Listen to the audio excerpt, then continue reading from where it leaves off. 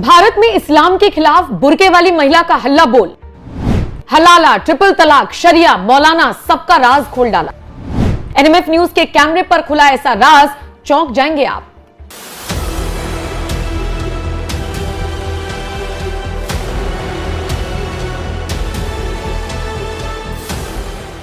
दुनिया के कई देश ऐसे हैं जहां पर इस्लाम के खिलाफ आवाज बुलंद हो रही है। इसमें ईरान सबसे ताजा उदाहरण है, जहां के युवा सड़कों पर सिर्फ इसलिए उतरे क्योंकि उनको इस्लाम के नाम पर पीछे धकेला जा रहा था। युवाओं को वक्त रहते मुल्ला मौलवियों की असलियत पता लग गई तो आज ईरान के हालात सबके सामने हैं। खामेनेई को गंदी गंदी गालियां दी जा रही हैं। कुछ ऐसा ही हाल दुनिया के कई और देशों का भी है। लेकिन क्या यही हल्ला बोल अब भारत में भी होने जा रहा है? कहने को ये सवाल कुछ कट्टरपंथियों को चुभ सकता है, लेकिन इस्लाम के नाम पर आम मुसलमानों को बरगलाने वाले, औरतों को बेशकीमती बताकर उनका सबसे ज्यादा इस्तेमाल और शोषण करने वाले मौलाना मौलवियों को एक बुर्के वाली महिला की बात को कान खोलकर सुन लेना चाहिए। यह महिला है अनीशा बानो। इनके पति ने इन्हें 3 तलाक दिया और उसके बाद अपने ही पिता से हलाला करने को कहा। आप सोचकर देखिए, एक बहू कितने अरमानों से किसी घर में कदम रखती है। सास ससुर को माता पिता मान लेती है, देवर को भाई मान लेती है, ननद को बहन का दर्जा देती है और बदले में अगर उसे ये मिले जो अनीशा को मिला तो फिर उसके दिल पर क्या गुजरती होगी।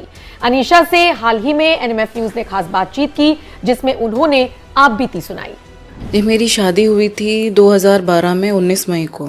जैसे हर लड़की का सपना होता है कि हस्बैंड अच्छा होगा, ससुराल वाले अच्छे होंगे, हर एक सपना होता है, हर लड़की का सपना होता है। वैसे मेरा भी था, क्योंकि इकलौती बहू थी मैं उस घर की। तो शादी करके मैं उस घर में गई, जो वो लोग कहते थे मैं वही करती थी। जैसे मेरे हस्बैंड ने मेरे को एक बार बोला था, जब मैं शादी करके उस घर में गई, मेरे हस्बैंड मेरे को बोलते हैं कि अनीशा, चाहे कुछ भी हो जाए, कभी मेरे माँ बाप से ऊंची आवाज़ में बात मत करना, उनको कभी सामने से जवाब मत देना। आज भी मैंने कभी उनको ऊंची आवाज़ में ना बात करी, जो वो बोलते थे मैं हमेशा वही करती थी। उनकी 4 बहनें भी हैं, जो वो कहती थी अनीशा ऐसे करो, अनीशा वैसे करो, मैंने हमेशा वही किया। पर वो ये सोचती थी कि ये कुछ बोलती नहीं है, इसको जैसे हम ट्रीट करेंगे ना तो ये वैसे ही करती जाएगी। उन्होंने एक, वो बोलते हैं ना घर में काम वाली बाई, तो उन्होंने बिल्कुल मेरे को वैसा ही बना रखा था। आपके हस्बैंड ने भी, उनकी बहनों ने भी और उसके माँ बाप ने भी। क्या नाम है आपके हस्बैंड का? इरफान राव। और मेरे ससुर का है कालू मोहम्मद। कहाँ रहते हैं ये लोग? ये नागौर डिस्ट्रिक्ट में रहते हैं, राजस्थान में, डेगाना में। अच्छा, तो आगे के क्या कुछ हुआ आपके साथ में? तो थोड़े मतलब शादी हुई हमारी, सब नॉर्मल चल रहा था जैसे सबकी चलती है। 1 साल बाद मेरी बेटी हो गई। फिर उसके बाद इनका ऐसा ही था कि मेरे जो माँ बाप ने घर में सामान दिया था तो उसको लेके ये हमेशा नुक्स निकालते रहते थे और ये कहते थे कि तुम्हारे पापा ने गाड़ी नहीं दी। ये तो बस शुरुआत थी। उसके बाद तो बुर्के वाली महिला ने ऐसे ऐसे राज खोले कि सामने बैठे पत्रकार के भी होश फाख्ता हो गए और बाकी जिसने भी उनकी बातों को सुना, पैरों तले जमीन खिसक गई। महिला ने बताया कि उसने पति का फोन देखा तो उनके फोन में न्यूड पिक्चर्स भी थी लड़कियों की, बाकी लड़कियों के नंबर भी सेव कर रखे थे। माँ की उम्र की औरतों की वो गंदी तस्वीरें अपने फोन में रखता था। पर मेरे हस्बैंड का क्या है ना कि उनका, जो मेरे को पता चला कि उनका बिहेवियर मेरे प्रति चेंज होता जा रहा है, तो मैंने उनका फ़ोन देखा तो काफ़ी न्यूड पिक्चर्स थी लेडीज़, लड़कियों की उनके साथ में। तो मेरा क्या, उनसे झगड़ा होता रहता था उस चीज़ को। आपके पति के मोबाइल में लड़कियों का नग्न अवस्था में तस्वीर थी, न्यूड फोटोज थी? जी बिल्कुल। और नंबर भी वो अलग अलग, जैसे कंपनियों के नाम से, इस तरह से लड़कियों के नाम सेव करके रखते थे। अच्छा। 13 साल शादी को हो गए, कभी उस बंदे ने मेरे को अपना फ़ोन कभी यूज़ नहीं करने दिया, हमेशा पासवर्ड लगा के रखता था। फ़ोन भी इस तरह से पासवर्ड की हाथ में लेते ही वो अपने आप लॉक हो जाए। अच्छा। बहुत चीज़ें मतलब समझाने की बहुत कोशिश की। आज के टाइम पे शायद ही कोई लड़की होगी जो इतने मौके उसको देगी जितने मैंने उसको दिए। तो कितने लड़कियों का फोटो आपने मोबाइल में देखा उनके? बहुत है, मतलब उस आदमी की हद पार कर दी उसने कि अपनी माँ की उम्र की औरतों को भी उसने नहीं छोड़ा है। अपनी माँ की उम्र की औरतों के साथ? मैं, उनके वीडियोस थे बाकायदा मेरे पास, जो मैंने अपने ससुर को भी भेजे थे, अपने पेरेंट्स को भी भेजे थे। उस दिन मेरे ससुर ने मेरे सामने हाथ जोड़े कि अनीशा सिर्फ एक मौका दे इसको, ये कभी शिकायत का मौका नहीं दूंगा। मेरे हस्बैंड को बूढ़ी औरतों के साथ में फिजिकल होना ज़्यादा उसको इंटरेस्टिंग लगता है, उसकी मानसिकता ऐसी है। हद तो तब हो गई जब महिला के पति ने अपने चाचा से भी एडजस्ट और कोऑपरेट करने के लिए कहा। मतलब उसके जो चाचा हैं अहमदाबाद रहते हैं, सलीम राव उर्फ पप्पू, वो आए थे कि क्या मैटर है तुम दोनों का, मुझे बताओ, मैं सॉर्ट आउट करता हूँ। तो अहमदाबाद से वो आए डेगाना, और जब उनको पता चला कि इसके अफेयर हैं बाहर, तो उन्होंने इस चीज का गलत नाजायज फायदा उठाया कि इसको अगर मैं किसी तरह से बहला फुसला लूंगा तो ये मना नहीं करेगी, ये परेशान है। अच्छा, उनके चाचा लगते हैं वो? हाँ। अच्छा। तो मैं अपने कमरे में काम कर रही थी, मेरे कमरे में आए, वो मेरा हाथ वगैरह पकड़ने लगे, गंदी बातें मुझसे करने लगे थे। तब जब मेरे हस्बैंड वापस आए मेडिकल से, तो मैंने उनको बोला, मैंने कहा तुम्हारे चाचा मेरे साथ बदतमीजी कर रहे हैं। तो मेरे हस्बैंड का कहना ये है कि कोऑपरेट करो चाचा के साथ।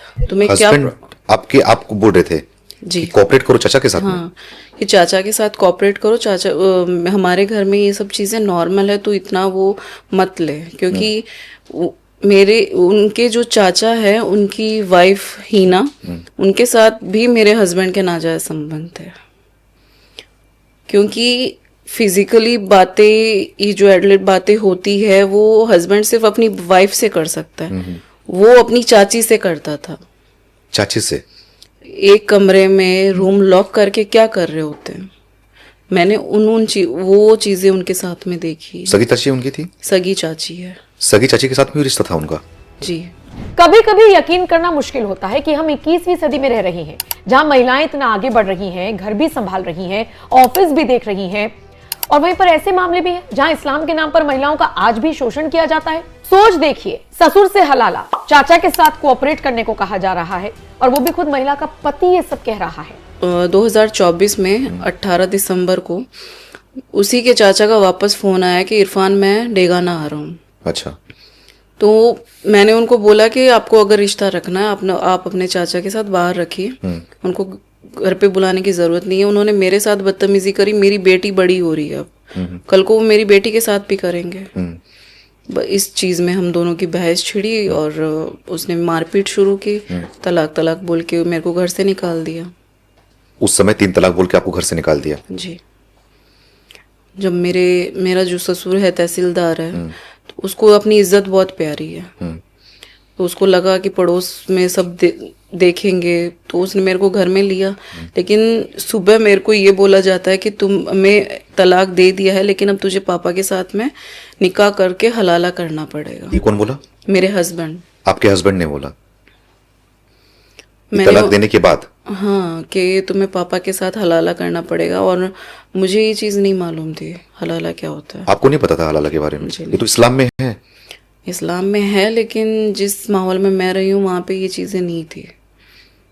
वहाँ पे सब चीज नहीं थी। संविधान के मानने वाले लोग थे आप? बिल्कुल। लेकिन ये इस्लाम में तो है कि 4 शादियां भी कर सकते हैं और हलाला भी कर सकते हैं, 3 तलाक भी दे सकते हैं। तो ये सब चीजें फिर आपको तो नजर आ रही होगी पहले से ही, आपको पता तो नहीं था, लेकिन जब 3 तलाक उन्होंने दिया, बाद में अपने ही पिता के साथ आपका हलाला करने की बात कही, वो उसके बाद आपका रिएक्शन क्या था इस पे?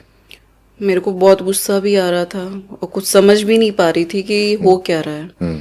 मैंने उस तरह मेरे हस्बैंड को मना कर दिया कि मैं हलाला नहीं करूंगी। तो उन्होंने मेरे पेरेंट्स को बुला के उनको मेरे पेरेंट्स के साथ मुझे घर भेज दिया गया।